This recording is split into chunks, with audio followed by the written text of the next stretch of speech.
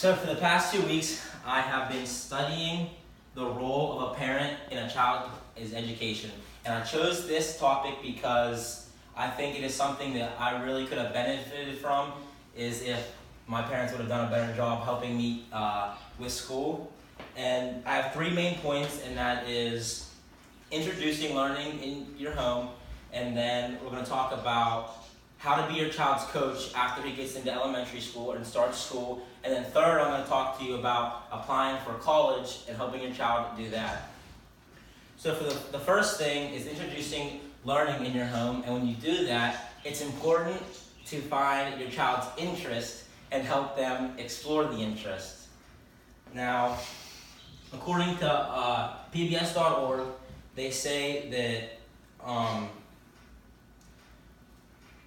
it's important to, like I said, introduce learning in the home, and you can do that by helping your child find interest. So if your child likes fire trucks, it's important that you help him learn about fire trucks and learn how fire trucks work and stuff like that, because you are your child's first teacher. Also, on smartkids.org, they say that it is very important to have an unbiased opinion on your child. If you were a college football player, it's important that you don't force football upon your child. Rather, you let them explore their own activities. Let them maybe play the piano, or do theater, or play baseball or soccer. But it's important to let your child explore early, because that's when their minds are developing. And then some behaviors, according to smartkids.org, that are negative can actually be positive. For example, if your child is bossy, he or she will thrive in a leadership role. Or if the child takes too long to finish homework, it may not be that he's dumb or she is dumb. Rather, it may be that they are very detail-oriented. And then my next part is being your child's coach. And that happens after you go to school. Once you send your child to school, you are no longer the teacher, rather the coach. And as BeHappyInLife.com says, some children struggle at school, but that's okay, because sometimes kids feel like it is too hard for them and they give up. But it's important as a parent to recognize this and try to help them through the difficult times. Now, KidsHealth.org gives 10 important things to do while your child is in school and being his coach. The first thing is to visit your child's back to school day at the beginning of the year.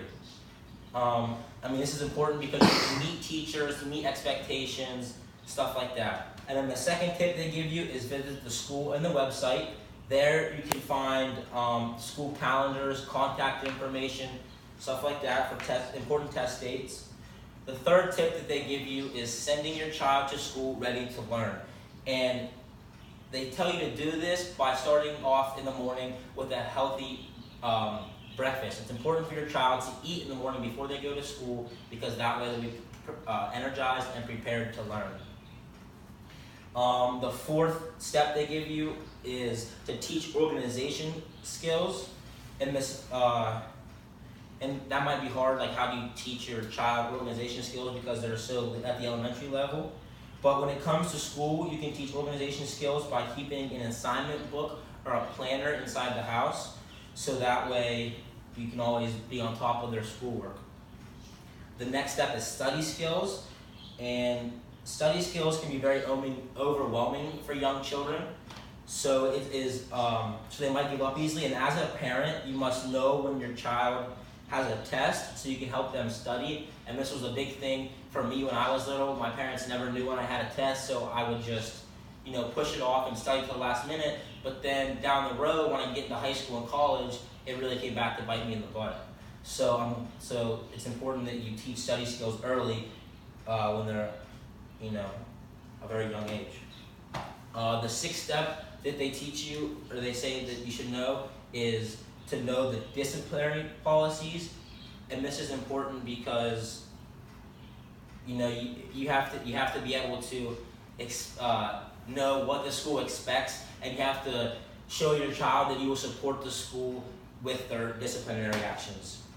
Next is being involved in your child's school. It's important to volunteer for like bake sales, go on field trips, stuff like that. And I know that's hard, but it's important to do that. But you also have to read your kid, because if you're there too much, your kid will, if he tells you that, he's annoyed by it, it's important that you don't overwhelm him by being at his school too much. And then the last thing is make sure you talk about school. When someone comes home and they say, what did you do? Like, as an example, when I was a kid, my mom would always say, what did you learn at school today? And I would say nothing, and then we would just not talk about it. But it's important to talk about the things that you learn in school, so a kid can absorb what they learned in school and then talk about it later. And then lastly is applying for college. And the reason why I chose to do this one is because I had a difficult time understanding about loans and stuff like that. And I'm just going to give you some important dates. So in the summer, you should be visiting schools and applying for schools. Then in the fall, you should sign your kid up for entrance exams like the SAT and the ACT. And then you should also look over your child's application in the fall, because that's usually the time that you do that. You can start it in the summer, but finish it by the fall. And then another important date is October 1st, and that's the beginning of FAFSA. And FAFSA is the how you apply for student aid, like helping pay through college. And on www.parent.com, the main thing to help your child succeed in college is creating fun with finance. So show them your weekly food budget or how you save for a family vacation. And also another factor is working on helping with the morning rush.